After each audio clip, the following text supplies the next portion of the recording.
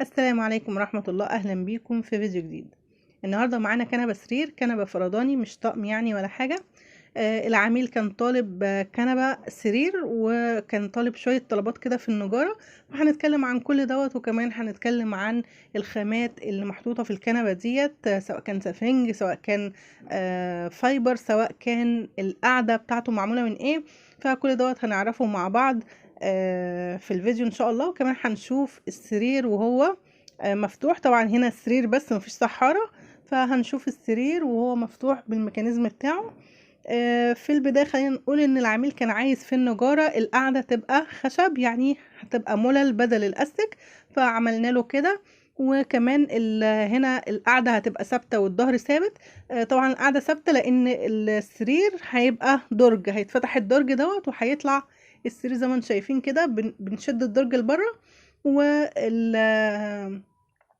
والسرير هنا بالميكانيزم، فهنرفع الميكانيزم دلوقتي عشان يبقى بسوى القعدة. تمام.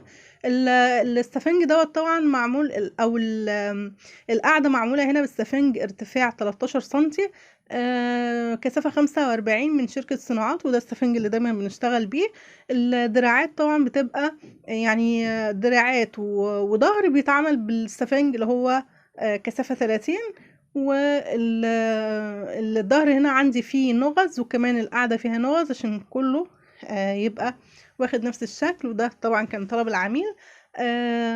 زي ما انتم شايفين كده، ده الميكانيزم شكله من الجنب اهو، هحاول اقربه لكم. تمام. طبعا الدرج بعجل من تحت، والطقم بيجي، طقم الميكانيزم بيجي بالعجل، بيجي كله مع بعضه جاهز. تمام.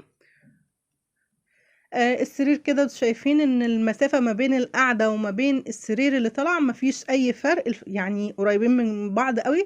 كمان الارتفاع نفس الارتفاع، مفيش عالي وواطي ولا حاجة.